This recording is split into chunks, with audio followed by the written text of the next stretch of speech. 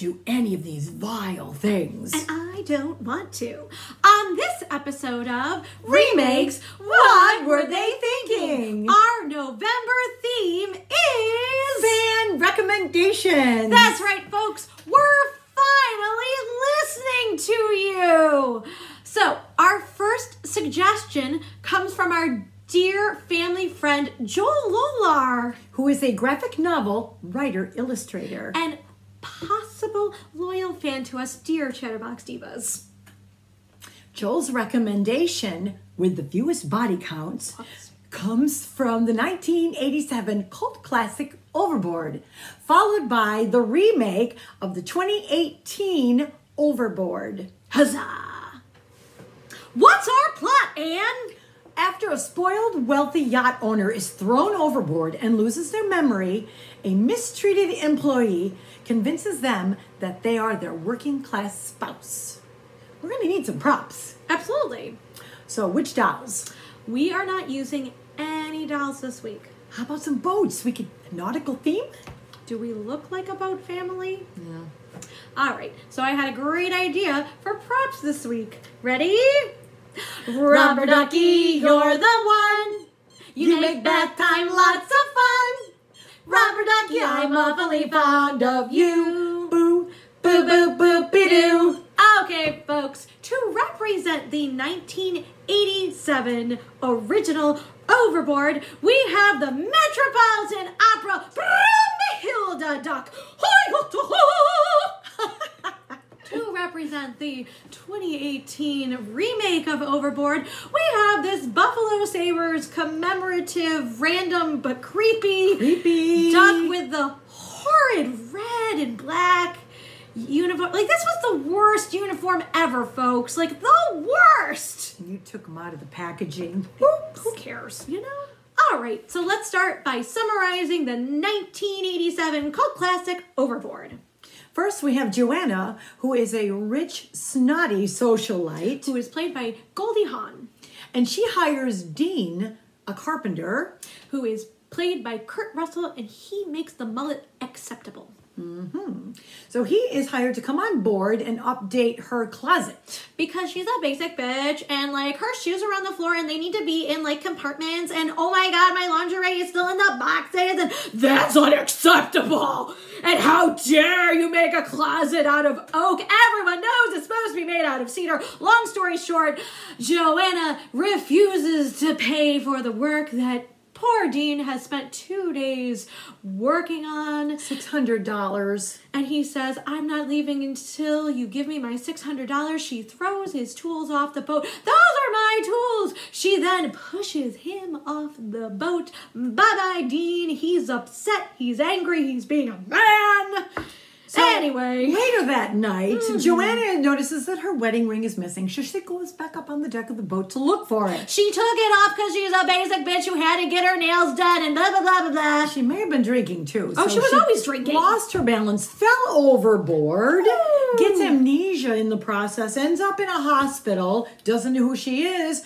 Husband saw the advertisement. Someone, please come claim this mysterious woman that's in the hospital. He hears her bitching and yelling at the people in the hospital, and he's like, I'm not ready for that to come back home yet. Nope. So Dean saw the same thing on TV on the news, and he's thinking, I think I know how I can get my $600 back. That bitch. Yes. So he comes and claims her as his wife.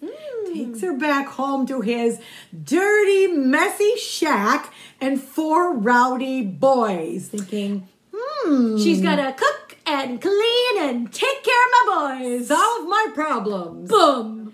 So now let's talk about our 2018 Overboard remake. So our rich, snotty socialite is Leonardo Montenegro. I'm sorry, I already have a problem with this movie to begin with because our socialite is a man. That was the change, right? Ooh, so obvious. And he's played by Eugenio Derbez. So our Gail Friday is called Kate Sullivan, and she's played by Anna Faris. And in this movie. She works for a cleaning service and a pizza delivery service. She's studying to be a nurse. She failed the test the first time. She can't juggle all her jobs and her kids. 3 daughters. She's got 3 daughters. I mean, like, it's pathetic, but it's like, I don't know. Anyway. So anyway, our Playboy has been whooping it up, having parties. Girls are over on the boat, drinking. He comes from a family with money. They have this huge business, and the father may or may not be dying. And his 2 sisters are constantly at his bedside. And his one sister wants the company, but the father is a misogynist and said, no, you're a woman, so I'm giving the company to my only son because he's a man. And she's upset about that, so she's trying to convince him to give his title of the company to her, and so that backstory. And so fast forward to this party, which has left the boat a mess. He needs someone to clean it up. So Kate comes and cleans the boat with her carpet cleaner, but of course he wants a mango or a papaya, and you work for me, so go get it. And she says, no, that's not how it works. And he goes, okay, you're fired. And he sounds very feminine when he says it, and you're just like, what? You don't really hate him for that. No, you're just like, really? He's just like being a little brat. He's like being a little, you just want to like punch him or something. Mm-hmm. So then he throws her stuff off the boat, and it's because of inflation. It's not $600. It's more like $3,000.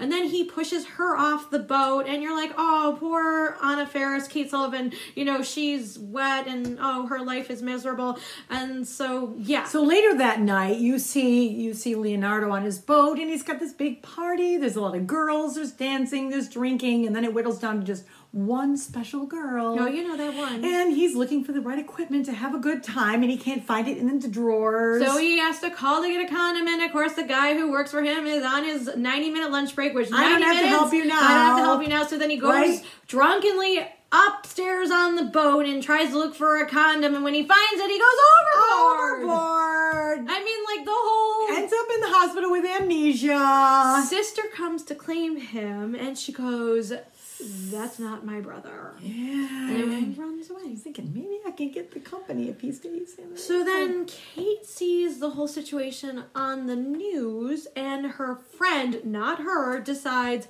hey, why don't you pretend that he's your husband? And it's the same. Kate was even saying, I don't know if I can do that. Well, she's a good person. But her friend is like, oh no, come on, you know, that's the ideal. Then you can work on your test, get prepared for your test. You don't have to worry about the kids. So yeah, she goes to claim him. So in both versions, our horrid socialites become real people. What? In the 1987 version, our rich, snobby socialite learned how to work as a family, basic tasks around the house, cooking, and really cleaning. Enjoyed being a mother and support, especially with her children's teacher. It was very sweet. It was very sweet. Whereas in the 2018 version, Leo learned how to cook, clean. He learned how to actually do manual labor and received his first paycheck for it. And he also became a better person and a dad. Let's talk about the ending for both of the films, starting with the 1987 original. Well, Joanna's been there for about a month. Mm-hmm. Maybe even 2 months. Her husband is coming to collect her only because Joanna's mother said, where is my daughter? Where is my daughter? She was like, okay, the jig is up. I gotta go collect her. So he goes to get her. And at that moment, when she sees her husband, she remembers who she is. So she naturally goes off with him. The kids are running after the car as it drives off to go back to the yacht, and they're crying. And I'm crying too. I am. It was very touching. Yeah, she did.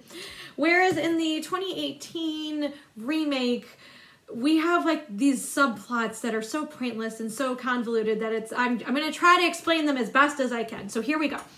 Father is no longer dying because he receives a medical treatment. Huzzah! Mm-hmm. So, evil sister is still bent out of shape of taking over the company that Leo was supposed to have, and technically was about to have it because, oh, he's dead because of a shark attack, blah, blah, blah, or something she made up. Here is his urn, blah, blah, blah. Like, she has this whole fabricated story. Sister number 2, who is like irrelevant in the story, except for the very end where she goes and like calls the morgue and the sheriff, and they're like, no, there's not been a shark attack, and so she's putting the pieces together. Long story short, they fly or take a boat or whatever. I don't know how they get go there. on back. They go on back to get Leo, and it's like, he's like, oh, hey guys, hey Poppy, blah, blah, blah. And you're just like, wait, that's my family. And then he's like, wait, what? And so then he goes with the family, and the girls are running after him the same way. I dropped the duck in this movie. Yeah. And you're just like, oh, okay. And then for both versions, both families end up like boating. Getting a boat. And chasing after, calling after. And this one is really cute because like, they end up using the life Coast Guard. Whoops.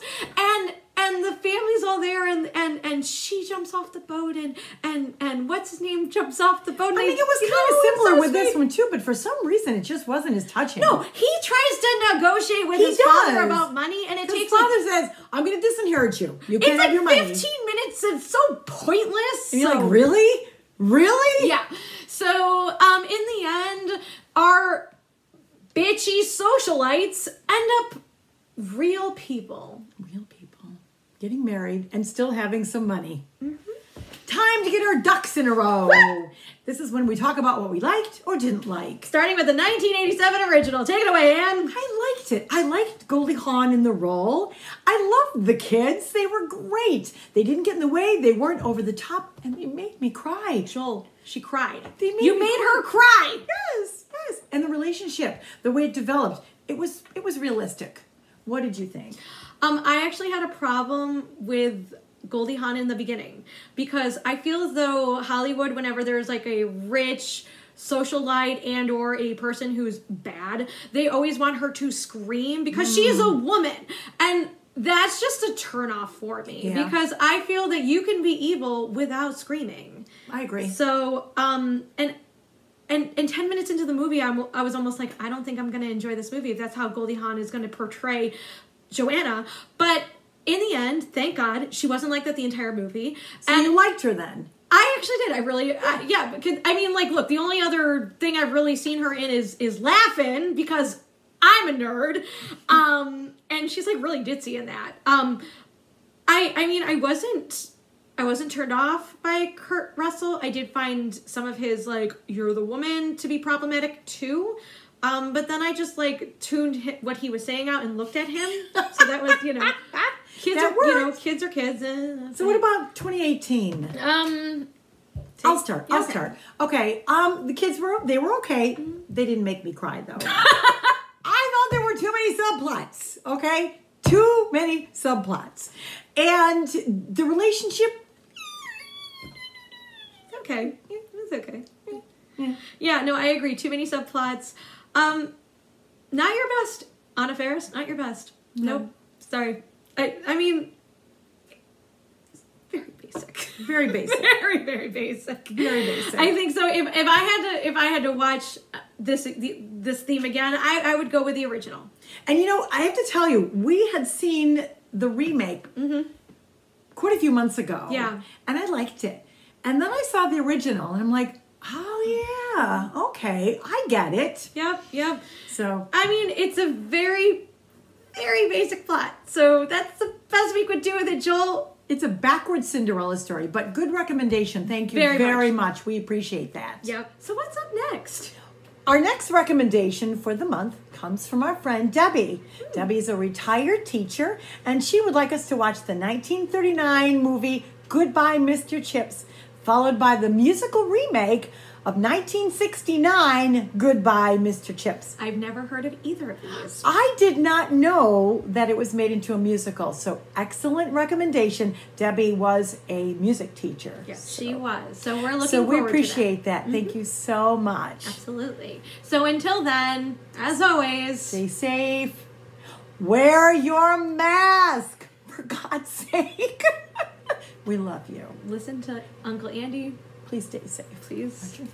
I'm I'm very upset with you, New York. Watch some movies. Always. I mean, And touch base with us. We've got a great idea for next month. we can't do. wait to tell We you. do. Until then, we love you. We love you.